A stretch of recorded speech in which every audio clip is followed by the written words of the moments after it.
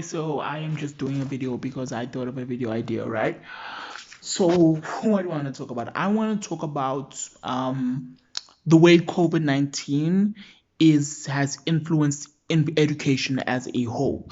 So if you have not read 947, you will, yeah, or you've not heard it, a lot of students have actually skipped an entire year based on have under fear of getting COVID-19, or their parents have lost their jobs. Like, you realize, so there are thousands in my country alone, right? So imagine other countries having thousands as well. You could get like millions of people worldwide who can't afford education anymore because the government isn't providing it, as well as the fact that COVID-19 sort of restricts the ability for people to do this. And there's many reasons for this, right? First of all, a lot of people who can't afford an education go to public schools. But the thing is, since public schools are so filled out right now, um, you can't do anything anymore, because if they're so full, how do you even, if they're so full, I'm trying to get the words right out in my head. But if they're so full, how do you allow more people to come in, right? Especially with rotations.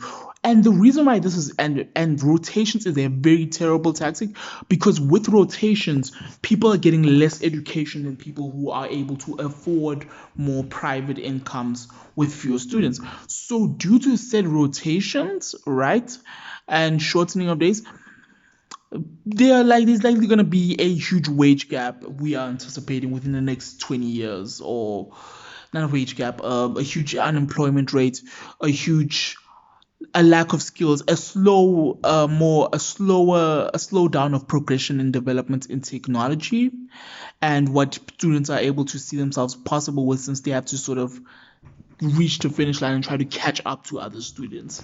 And that is a very difficult thing for people to do. And then my another thing that I want to talk about is that, hey, we're not just talking about this. There are two sides of this: how it's going to negatively affect students, what the students have been doing, and then you get what the teachers have been doing, right? And I don't see this talking about in on 947, except for the fact that some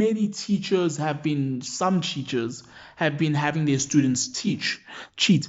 But I don't want to focus on that as much as the reasoning why some of these teachers are probably trying to get their students to cheat or stuff like that.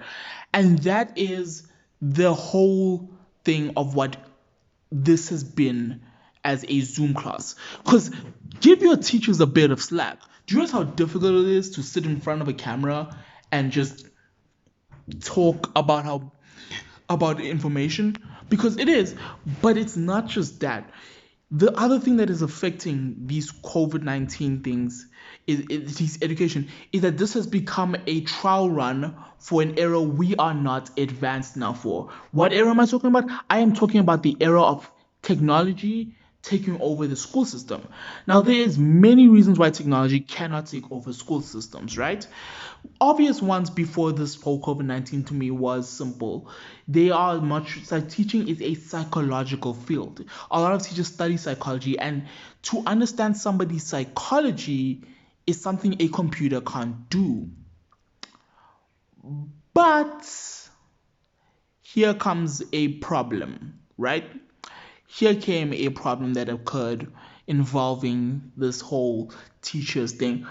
Um, Even though we weren't prepared for an era like that, we did get online learning, and it showed me how difficult online learning is, not on the students' part only, but for the teachers. Lesson number one: teachers are very difficult in managing things in which they can't handle practically. So, yeah, that is my main point here, right? And while even though you can say they can cheat on tests, I don't care as much about that. But it's the homework, right? Teachers are struggling to manage homework well, because they have to now speak in front of a mic, and also in creating a lesson that is engaging for students is very difficult to do, right? So taking advantage of those psychological tactics is very difficult for a human to do behind a screen, because there is no interaction, as well as the fact that teachers struggle with that whole with the whole information thing and trying to give homework, right? Because teachers will simply think, I have to complete this task. So they'll start treating students like their numbers, and like it's simply a dish job in which they provide a certain amount of homework, they give it over, and you must do it. But it's very difficult to manage that. You can't ask them questions as frequently, you can't have a human relationship as frequently. And this as in and these two problems with teachers having to adapt to technology, and as well as students having to lead this having to sort of give up on school, has led me to two conclusions of what the future for the COVID-19 pandemic may hold for education, right? The first feature for education, the two features is the idea of a huge imbalance in which technology has gotten a advantage. So high grossing technology companies are definitely going to become way more successful as they have an open field to integrate technology into a psychological field, a field which has been its hugest struggle, which has driven so many conflicts, such as the idea of neural networks and trying to come up with ways of teaching it to machines to learn. It taught the technology industry problems that it was never able to face before.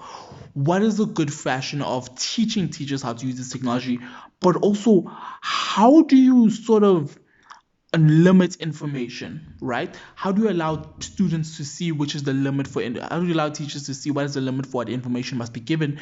And if that limit can ever be quantified, I think that technology could easily thrive in that field.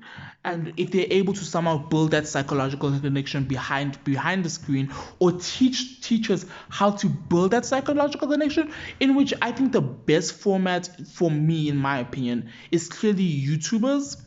If there was someone able to teach student teachers how to consistently add that information that YouTubers are able to give off in a nice user friendly style, I think that is going to advance technology. But I feel as though there's also going to be a gap, like there have been with other issues, right?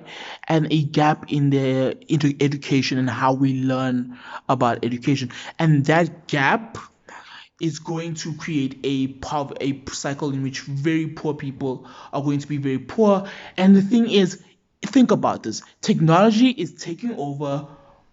People are not as skilled anymore. You are putting people at a disadvantage, which is obviously going to lead to my final conclusion.